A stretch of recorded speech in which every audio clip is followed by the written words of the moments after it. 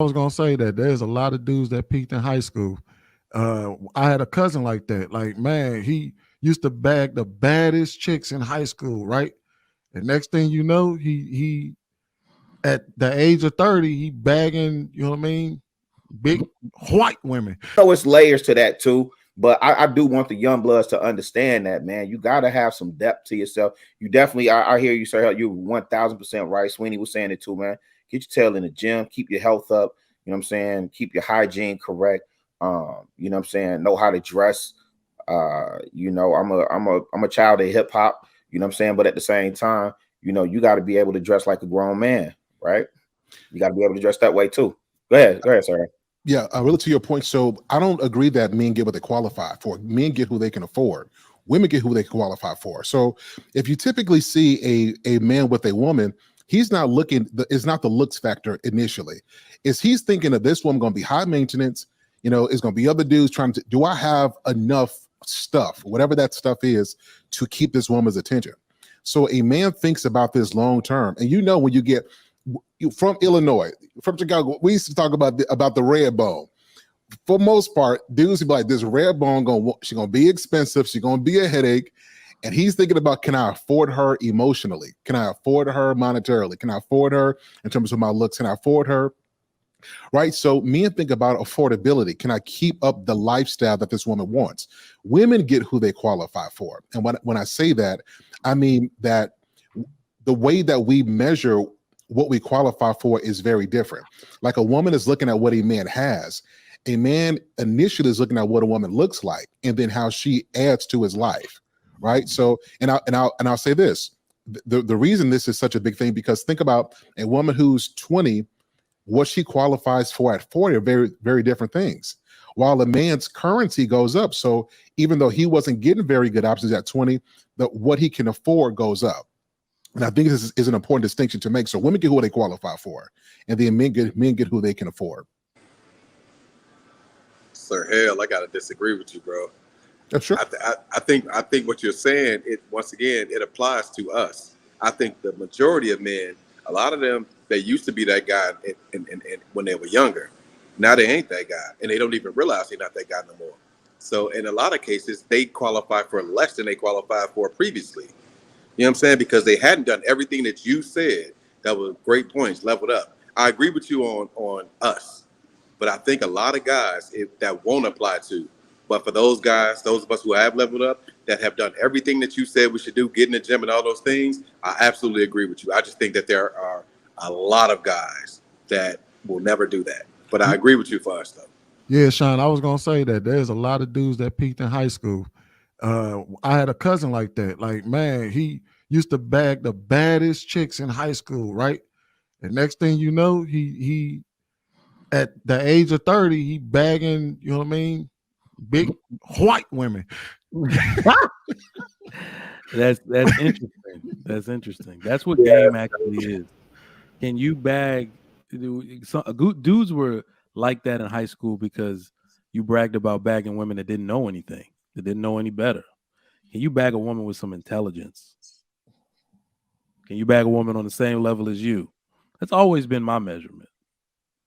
Just saying. Yeah, I mean, like there goes that saying, like, damn, homie, in high school you was the man, homie. What the fuck happened to you? See, that's generally men who are relied on their looks and athleticism. And I think that's it's a gift and it's a curse, because when you get that early, you don't got to work for it. Men who don't have that, we have to build strengths in other areas. And that's where when those men peak, a lot of the average men continue to grow because we had nothing to rely on. So we had to build ourselves. So I think it's the very same thing. It's about, even if that dude, if he took himself and he stayed consistent. I give you an example. So LeBron James, arguably the greatest basketball player that this planet has ever seen. We can discuss this at a later date. We can discuss that at a later date. But if you think about what he's done, and one of the things that he's respected for is not just his, immaculate ability to score the ball over his illustrious career. What he has done is he has kept himself healthy for 20 years. Mm-hmm. Just think about that. Think about if men were that disciplined, where we didn't rely on our talent in our youth, but we have the discipline to sustain that greatness over time. Like most men don't do that. We don't have the discipline to work hard and to strive to get better. We peak at the baddies we get.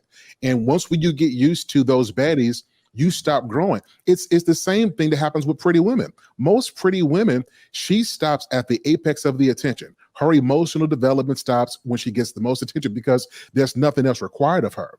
And I think men have to avoid that. You have to keep on pushing yourself. You got great, get greater. You leveled up, level up again, and don't get comfortable. And I think when men keep on doing that, the pool of options don't go dry. But to Sean's point, I agree with what you said. A lot of men, they peak, but they peak because they stopped and they relied on athleticism and looks, and they stopped developing in those other critical areas.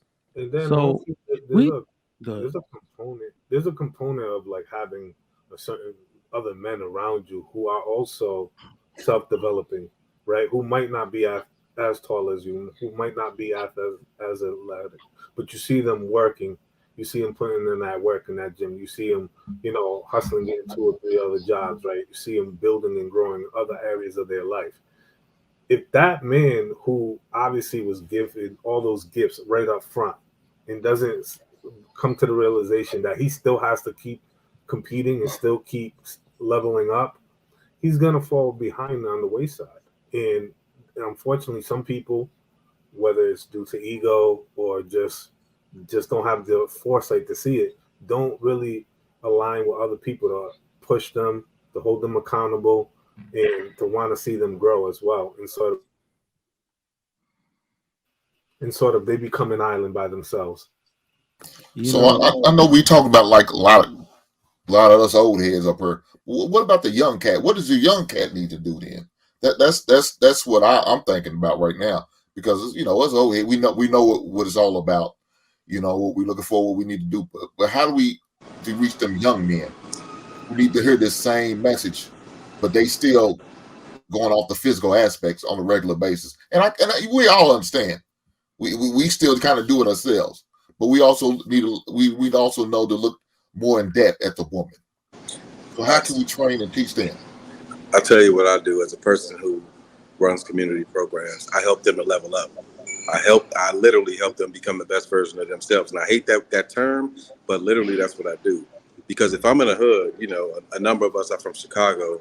If I'm from, 61st and King Drive, bro, I may not go outside of a certain radius. I may not. So my perspective is very, very limited.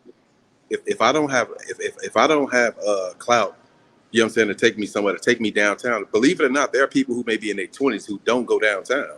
They're not going to no suburbs. They don't know nothing but the block. So the thing is, we have to become the person who can touch them on the shoulders and take them in a different direction. And then they can literally be able to see our example. Then they can even get to the point where they have something to lose. Then they can get to the point where they say, damn, this chick that was a 9 on the block, that ain't nothing. This chick over here, hold on. Okay, yeah. This is what I'm aspiring to. We have to give them something else to aspire to, not with words, but with a personal connection, rapport building, and then walking them in a different direction from where they'd go if we weren't around.